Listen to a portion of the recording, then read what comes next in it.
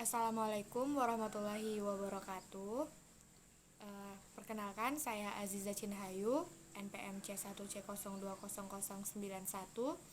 Di sini pada video kali ini akan membahas lanjutan, yaitu dilutive securities dan earning per share. Pertama, ada saham preference yang dapat dikonversi.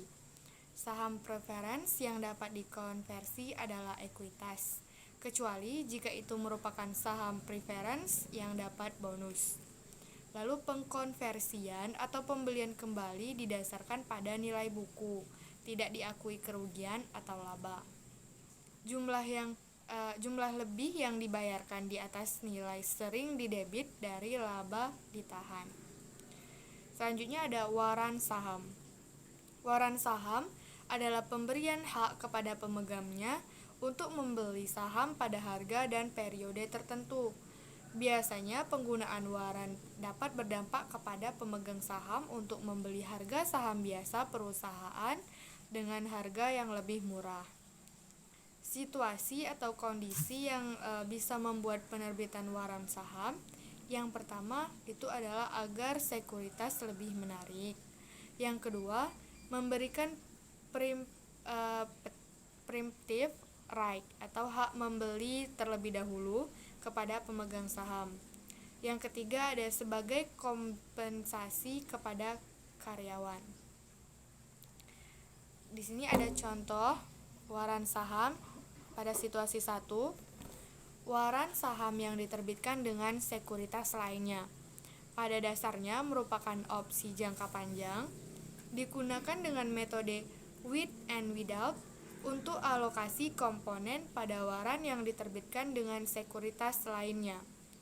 Jika investor tidak menggunakan waran sampai melewati masa periode, maka komponen ekuitas akun agio saham waran didebit pada akun agio saham waran kadaluarsa yang menjadi hak pemegang saham awal.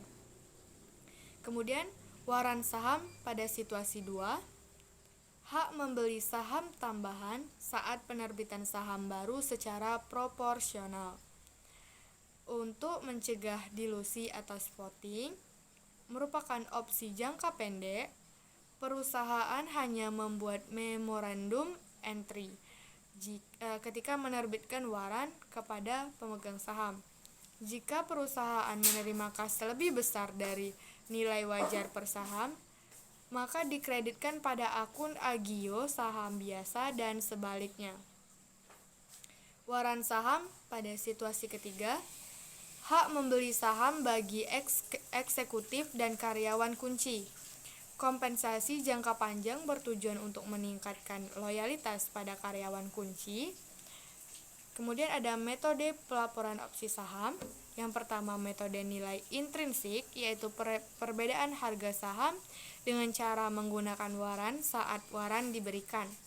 Yang kedua ada metode nilai wajar, yaitu nilai di mana suatu aset dapat dipertukarkan atau suatu kewajiban diselesaikan antara pihak yang memahami dan berkeinginan untuk melakukan transaksi wajar. Lalu ada akuntansi untuk kompensasi saham. Ada 2 permasalahan terkait dengan kompensasi saham, yaitu yang pertama menentukan beban kompensasi dengan menghitung metode nilai wajar. Yang kedua mengalokasikan beban kompensasi selama periode karyawan bekerja.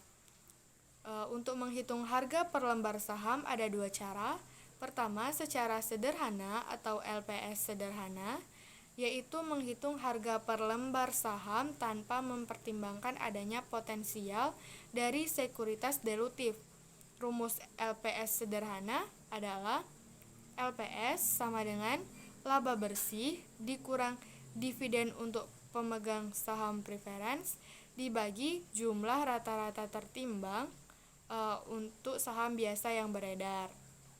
Kedua, secara kompleks atau LPS dilutif, yaitu menghitung laba per lembar saham setelah memperhitungkan adanya sekuritas dilutif yang berpotensi untuk menurunkan laba per lembar saham.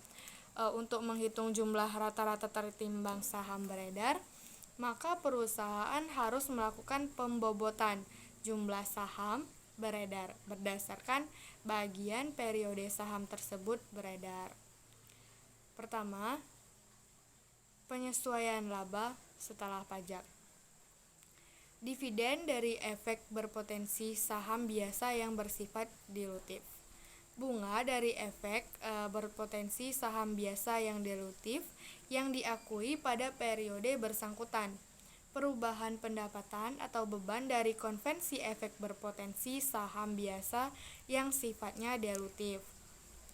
Kedua, penyesuaian saham biasa yang beredar. Ditambah jumlah rata-rata tertimbang saham yang akan diterbitkan dengan asumsi semua efek berpotensi saham biasa dikonversikan menjadi saham biasa. Konversi tersebut diasumsikan terjadi pada awal periode atau pada tanggal penerbitan efek berpotensi saham biasa tersebut jika penerbitannya lebih akhir.